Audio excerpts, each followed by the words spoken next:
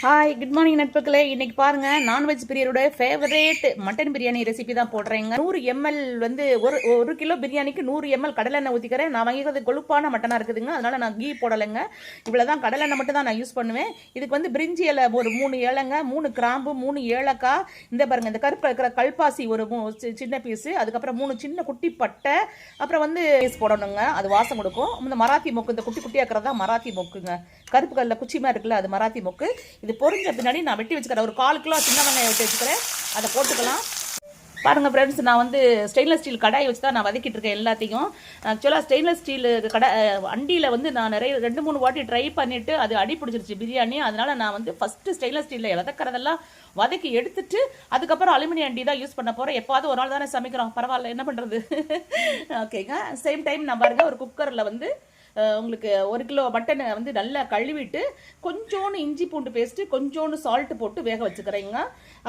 இங்கே நான் வந்து ஜீரக சம்பா அரிசி ஒரு கிலோங்க கழுவிட்டு நல்லா 4-5 வாட்டி கழுவிட்டு தண்ணி ஊற்றி ஊற வச்சு வச்சுட்டேங்க. இதில் நாம் வெட்டி வச்சுக்கிற தக்காளியை போட்டுக்கலாங்க. நான் ஒரு 3 தக்காளி மீடியம் சைஸ் தக்காளி தான் போட்டிருக்கேன். இந்த மாதிரி ஹாஃப் குக் ஆன பின்னாடி 1 கட்டு புதினா, ஒரு 1/4 கட்டு மல்லி வச்சுக்கிறேன், க்ளீன் பண்ணி வெட்டி வச்சுக்கிறேன், அது போட்டுக்கலாம்.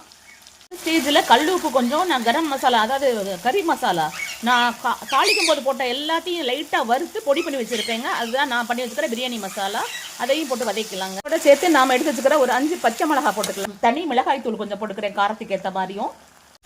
இந்த ஸ்டேஜில் ஒரு 2 டேபிள் ஸ்பூன் அளவுக்கு கட்டி தயிர் ஊற்றிக்கோங்க. நம்ம குக்கர்லேருந்து எடுத்து மட்டன் மாத்திரம் எடுத்து போட்டு நம்ம ஒரு வதக்கிற வேண்டியதாங்க. இது 3/4 குக் ஆகிருக்கும். இப்போ தம் போடும்போது ஃபுல்லாக குக் ஆகிடும். அப்படியே வந்து அலுமினியம் கண்டெய்னருக்கு மாற்றிக்க வேண்டியது, அலுமினியம் அண்டிக்கு மாற்றிக்க வேண்டியது தான். அலுமினியம் அண்டி வச்சு நம்ம மட்டன் வேக வச்ச தண்ணியும் பிளைன் வாட்டரும் சேர்ந்து ஒரு 1.5 to 1.25 மடங்கு தண்ணி பிரியாணியோட இது கொதிக்க ஆரம்பிச்சிருச்சு. இப்போ நம்ம வந்து ஊற வச்சுருந்த அரிசியை கொட்டிக்கலாங்க. பாருங்க நட்புகளே, அரிசி வந்து ஒரு ஆஃப் குக்காக இருக்குதுங்க. இந்த ஸ்டேஜ் வரும்போது நம்ம தம் போட்டுடலாம். கீழே ஒரு இரும்பு கல் வச்சு மேலே அண்டி ஏற்றியாச்சுங்க. இந்த ஸ்டேஜில் நீங்கள் காரம் உப்பு புளிப்பு எல்லாம் கரெக்டாக இருக்கான்னு செக் பண்ணிட்டு போட்டு பார்த்துக்கோங்க. சூப்பராக குக் ஆகிருக்கு பாருங்க. மட்டன்லாம் அப்படியே சூப்பராக வெந்திருக்குது.